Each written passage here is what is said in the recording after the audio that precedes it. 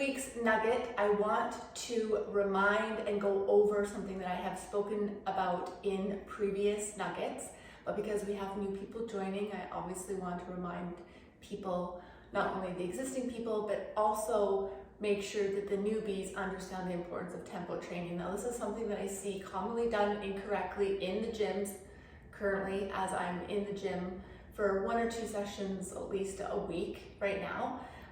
And I want to remind you of how more effective it is if you slow the workout down or the exercise down.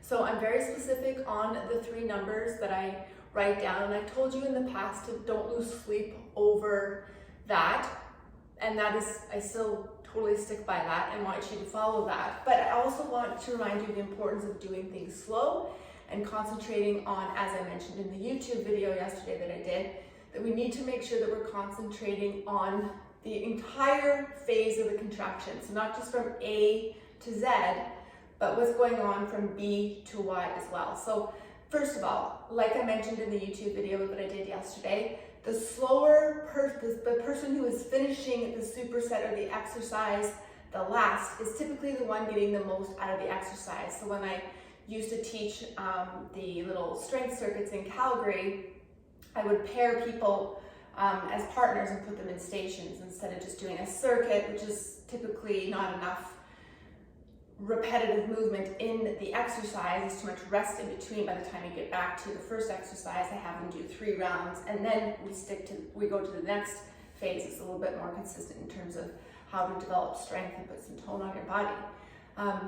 And it's the friend or the person training that finishes the workout at the end, the last, that I know, or the 2 people that are still working on the exercise and the other 2 in the other circuit, or the other 6 in circuit are finished. I know the people who have been taking the time and spending the longest in that little station is getting the most out of the workout, because we typically will say, as trainers, we'll give you a number to work for. And because strength training can be very uncomfortable, we tend to rush through things because we want to finish that 3 sets of 10 as quickly as possible and get that over with. But we really have to remind ourselves that tempo, doing things slowly, is going to be the most effective way of getting the workout done. So if you're rushing, or if you only have a certain amount of time, instead of doing 3 rush sets of 10, I would prefer you to do 1 or 2 sets of very, very slow tempo training. You'll get way more out of doing 2 sets properly instead of 3 sets that are rushed. So if you are someone who is really rushed for time, plan on doing things slowly and just take back the sets. I promise you it will be much more effective.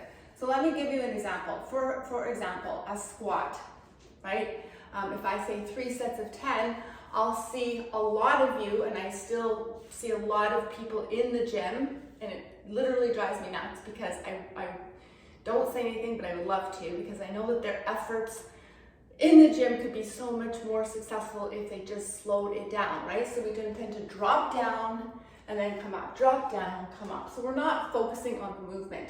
So we'll go down super slow. I like to even see a pause be set before I concentrically pop you up. So the slower you do things, the harder it will be. So if you don't have a gym or a squat rack for these squats, you can make things harder by just holding it here, maybe add a small pulse. You can be more powerful and explosive on the concentric. That's fine, as long as you're not drawing that butt back into that little butt wink that I really can't stand.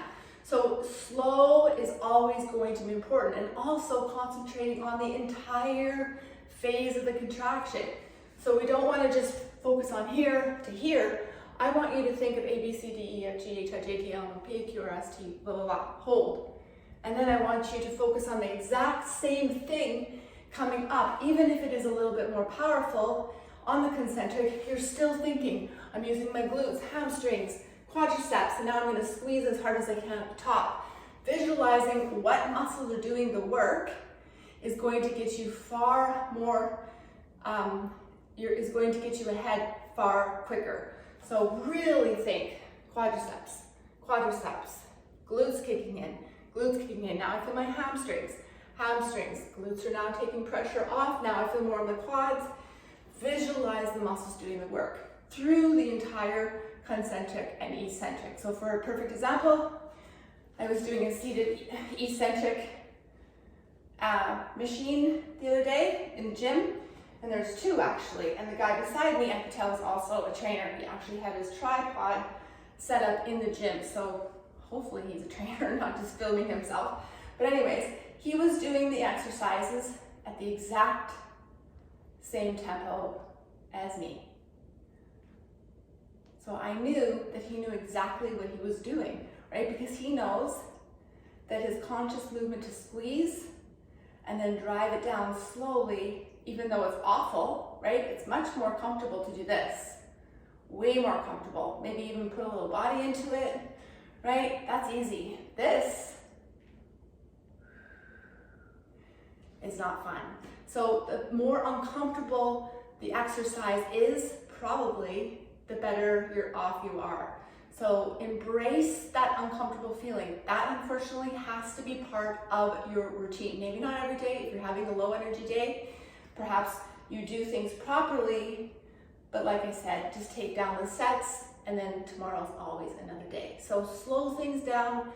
Make sure you're focusing on the exact muscle that you're trying to isolate. And even if you don't know specifically, think legs, legs, legs.